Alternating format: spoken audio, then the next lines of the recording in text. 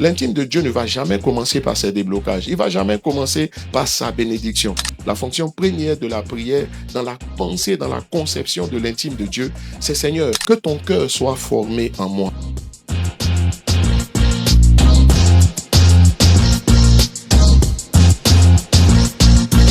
Profondément, l'intime de Dieu, c'est le chrétien en qui le cœur de Dieu est formé. Pourquoi? Parce qu'il a pris du temps pour rester avec Dieu.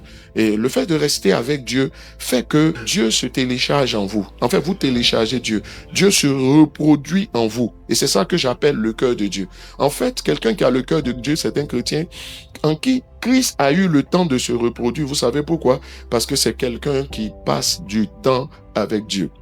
Et passer du temps avec Dieu ne se résume pas véritablement dans la prière. Il y a la prière, parce que la prière est l'élément de base, mais c'est quel type de prière? C'est pas la prière qui consiste à rechercher des déblocages. Pourquoi? Parce que l'intime de Dieu ne met jamais son bien-être au devant du bien-être de Dieu, jamais. En Matthieu chapitre 6, verset 33, il va dire ceci, il va dire, cherchez premièrement le royaume. En fait, l'intime de Dieu, premièrement, le règne de Dieu, parce que le royaume de Dieu, ça veut dire le règne de Dieu. Premièrement, la volonté de Dieu. Ça veut dire que l'intime de Dieu, vous le saurez, il va prier, et il va prier beaucoup, mais c'est pas le fait de prier beaucoup qui fait d'une personne l'intime de Dieu, c'est qu'est-ce que tu pries?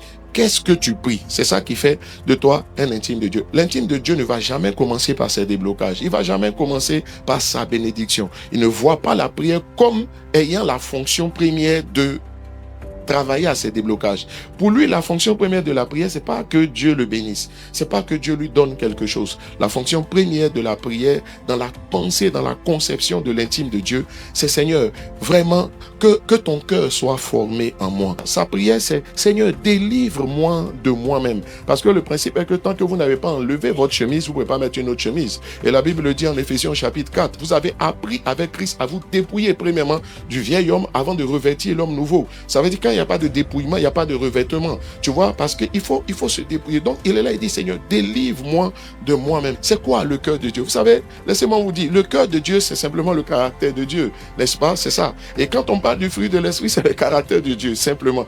Le cœur de Dieu veut l'élévation, la grandeur des autres. Le cœur de Dieu pardonne. Le cœur de Dieu comprend les autres. Le cœur de Dieu se met à la place des autres. Le cœur de Dieu est doux. Le cœur de Dieu est patient. Le cœur de Dieu, il excuse tout. Le cœur de Dieu est tolérant. C'est toutes ces choses. C'est ça le cœur de Dieu. L'intime se dit ceci, Seigneur, véritablement que les âmes soient sauvées. Ça dit que, en fait, son approche, c'est qu'est-ce qui ferait plaisir à Dieu? Et la parole de Dieu nous explique ce qui fait plaisir à Dieu. C'est que les âmes soient sauvées.